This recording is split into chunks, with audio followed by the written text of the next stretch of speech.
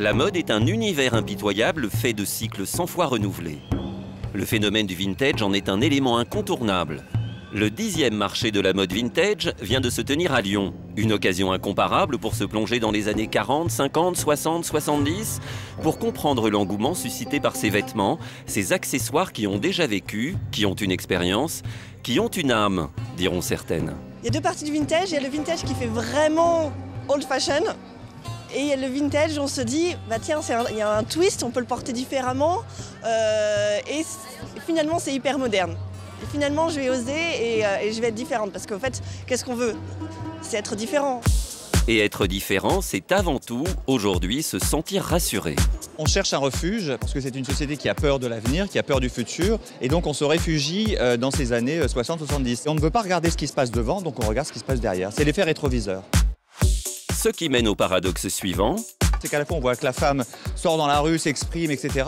Puis en même temps on la voit encore une fois dans cet environnement extrêmement clos qu'est la maison, la cuisine, pour s'occuper de ses enfants, de sa famille. Ce qu'on recherche alors ne serait qu'une image. Mais quelle image? Ce bonheur, il y avait un bonheur de la consommation, vous ne culpabilisez pas tout le temps sur ce qu'on consommait. C'était un peu les années bonheur. C'était l'apologie du jetable.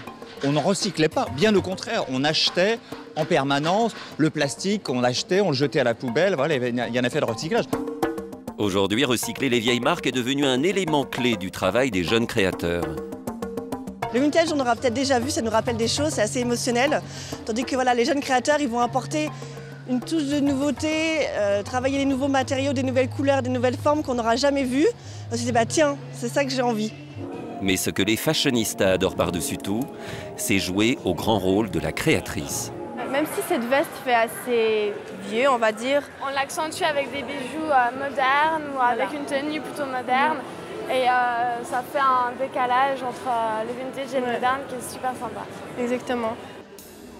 Nous sommes dans l'hyper-consommation de l'image des débuts de la société de consommation, avec un effet pervers digne des absurdités de Lewis Carroll.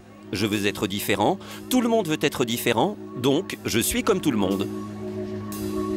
On se donne les apparats d'une période où la vie était très très heureuse en apparence, mais à l'intérieurement, nous le sommes aussi aujourd'hui en fait. On prend le positif des deux périodes.